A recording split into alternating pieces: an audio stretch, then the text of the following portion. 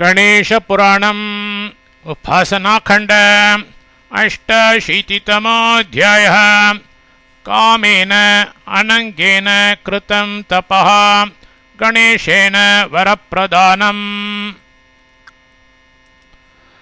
मुनिरुवाच श्रुतमाख्यानकं ब्राह्मन् गजानन व्रताश्रयम् दग्धश्चेन्मदनस्तेन शङ्करेण रुषाग्निना। दृश्यते सर्वलोकेषु मदनोऽद्यापि तत्कथम्। एतत्कथय मे सर्वं विस्तरात् चतुरानन। ब्रह्मोवाच तृतीयं तु तदा नेत्रं वृषोद्घाटितवान् हरः। अपराधं तु विज्ञाय मदनस्य रतिस्तदा। आक्रन्दते मृतं कामं हरान्तिकमुपगमात्। साष्टाङ्गप्रणिपत्यैनं तुष्टाव च यथामति। रतिरुवाच नमामि देवं गिरिजासहायं वृषध्वजं बालविलोचनं च। यः पाति लोकान् खलु सत्त्वयुक्तो निर्माति लोकान् रजसा गुणेन। यस्वेच्छया संहरते किलेशो जगत्तमोविष्टतनुर्महेशः। योऽणुः कपालं वहते जनानां भिक्षाशनः पूरयते किलार्थान्।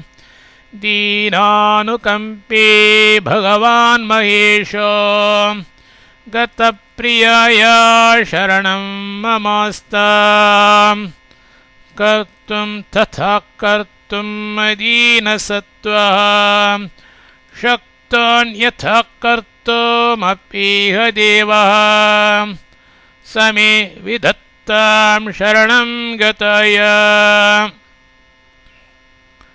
सौभाग्यमुच्चैर्मृतजीवनेन नो चेदहं प्राणविसर्जनेन। यशः करिष्ये विपरीतमीश। ब्रह्मोवाच एवं तया स्तुता शम्भुः प्रसन्नस्तामथाब्रवीत्। शम्भुरुवाच वरं वृणु महाभागे कामपत्ने शुभानने। ददामि तुष्टस्तोत्रेण सर्वान् कामान् हृदि स्थितान्। इत्थं शिववच श्रुत्वा रतिर्हृष्टा प्रणम्यतम्। सौभाग्यकामातं देवं निजगाद भृशातुरा। रतिरुवाच स्वामिन् यदि प्रसन्नश्चेत् शृणु मे परमं वचः।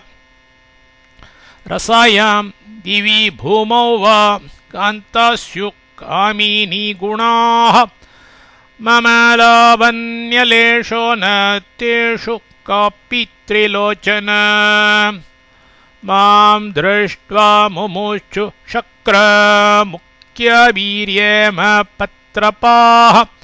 ततो मे महती लज्जा जाता मेत्तामपाकुरु। लावण्यं च वृथा जातं विना कामेन शङ्कर। अयशो दहते मह्यं रति सा विधेवती च। भर्तुदानेन देवेश मां जीवय दयानिधे। एवं तया प्रार्थितोऽसौ शङ्करो लोकशङ्करः। वाच श्लक्ष्णया वाचा हर्षयन् कामयोषितम् शिव उवाच चिन्ता मां कुरु कल्याणी न लज्जां कर्तुमर्हसि स्मृतमात्रस्त्वया बाले कामस्यादृष्टिगोचरः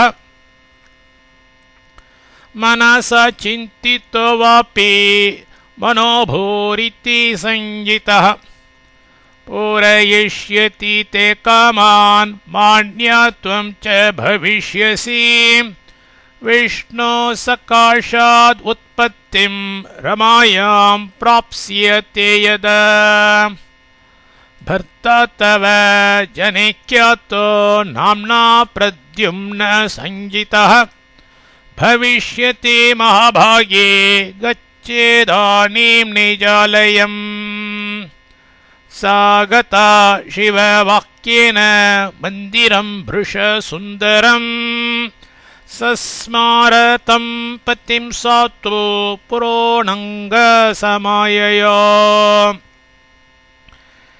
ईश्वरेच्छा वशात् तस्याः प्रत्यक्षं समजायत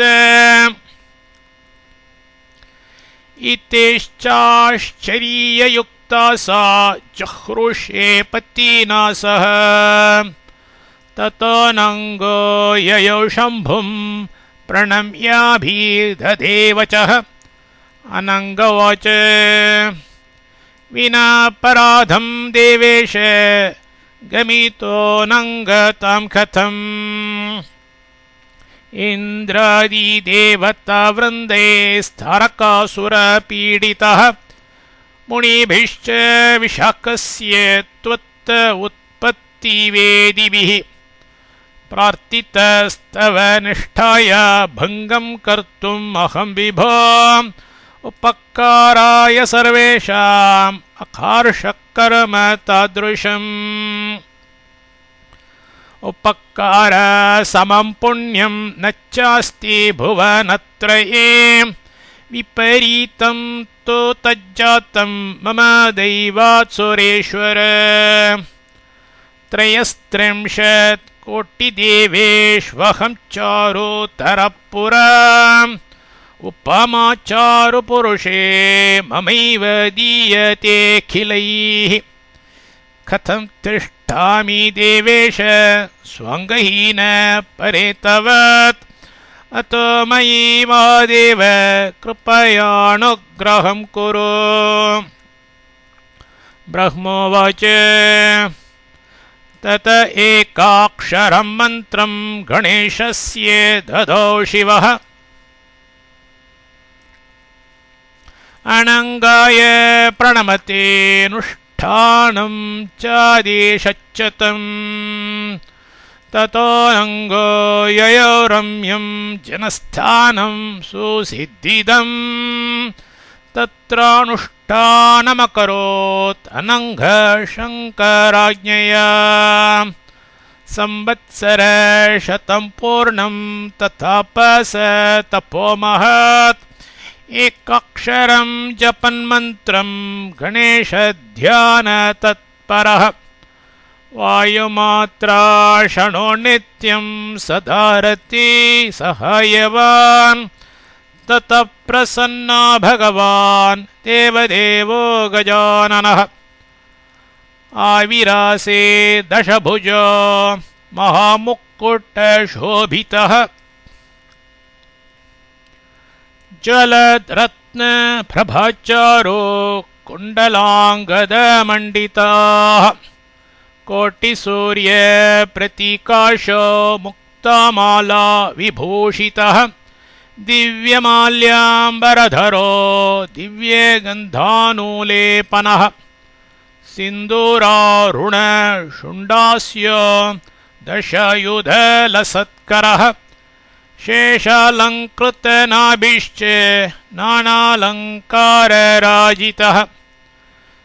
सिंहस्कन्धो महाश्रीमांश्चित्कारत्रासिताखिलः इन्द्रादयोऽपि मुनये आविर्भूते गजानने आययोरप्सरोभिश्च यक्षगन्धर्वकिन्नरैः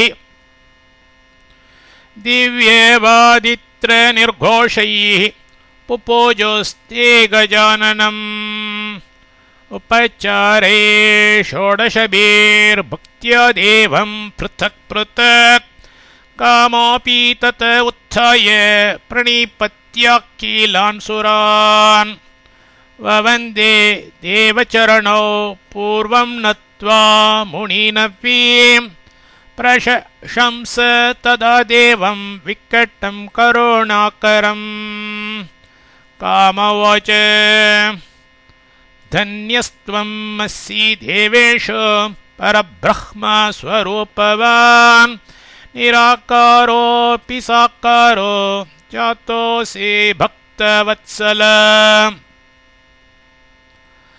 अद्य धन्यं मम जनोस्तपोधन्येतरं च मे यत् वाङ्घ्रियुगं दृष्टं सर्वदुःखविमोचनम् कारणं सर्वसिद्धीनां धर्मार्थकाममोक्षदं धन्ये नेत्रयुगे मेद्ये याभ्यां दृष्टपरः पुमान् यं न जानन्ति वेदार्थाः साङ्ख्याः पातञ्जलादयः नेति नेत्यभवं स्तूष्णीं वेदोऽपि यत्र कुण्ठितः अनन्तकोटि ब्रह्माण्ड रोमकूपोऽखिलेश्वरः येन मन्त्रेण सोऽधर्षि मन्त्रो धन्यतरोऽपि सः